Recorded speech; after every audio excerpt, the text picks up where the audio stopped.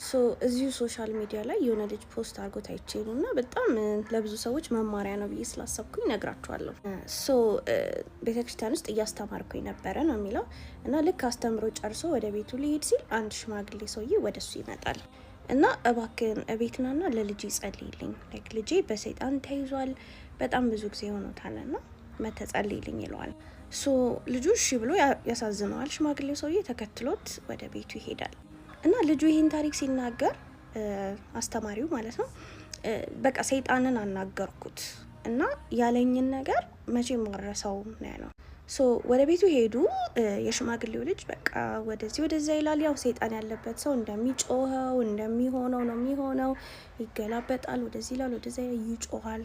ሶ በቃ እነሱ መጸለይ ጀመሩ ማለት ነው። የቤተክርስቲያኑም ልጅ ይጸልያል፣ ልቀቀው ይላል። በቃ አለ አይደለ መስቀል ይዞ በኢየሱስ ክርስቶስ ስም ይላል፣ ይጸልይለታል ብቻ ማለት ነው። እና እየጸለየለት ሰይጣኑ በቃ ስም አትጥራ፣ የክርስቶስን ስም አትጥራ ምናምን ይለዋል፣ ግን አልወጣም አለ። እና ሶ አት ዳት ፖይንት ምን አሰበ? ኦኬ ለምንድን ይሄ ልጅ ለምን እንደያዘው ለምን አልጠይቀውም ብሎ አሰበ። ቢካዝ እየወጣ እየለቀቀ አይደለም እና ለምንድን ነው የያዝከው? ለምንድን ነው ወደሱ የገባኸው ብሎ ጠየቀው። ሶ ሰይጣኑ ላይክ በጣም እየጮኸ ይቅርታ አድራጊ አይደለም እና ላይክ ውስጡ ቂም አለ አለው። ሶ አት ዳት ፖይንት ዩ ኖ ላይክ እንደዚህ መንፈስ ያለባቸው ሰዎች ወደ ራሳቸው የሚመለሳሉ። መንፈሱ ደግሞ ሲጋለጥ ሌላ ሰው ነው የሚሆኑት። በቃ መንፈሱ ነው የሚቆጣጠራቸውና እንደምንም ብሎ ወደ ራሱ መለሰው ልጁን ማለት ነው። ከዛ ምን ቂም አለብህ ወይ? ውስጥ ያስከው ይቅር ያላልከው ሰው አለ ወይ ብሎ ጠየቀው።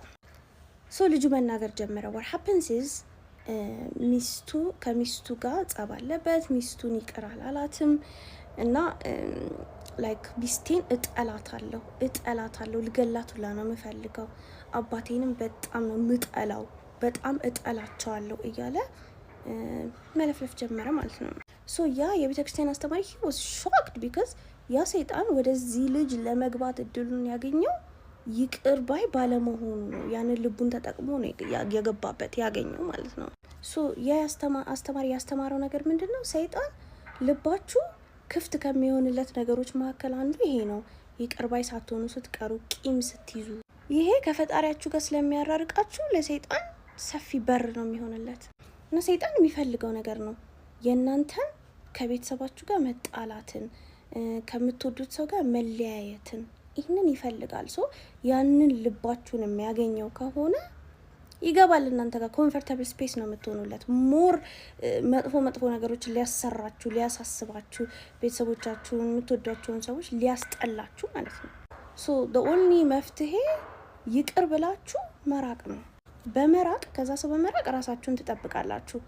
ይቅር ባይሆናችሁ ደግሞ ልባችሁን ከሰይጣን ትጠብቃላችሁ ማለት ነው። it was a great lesson.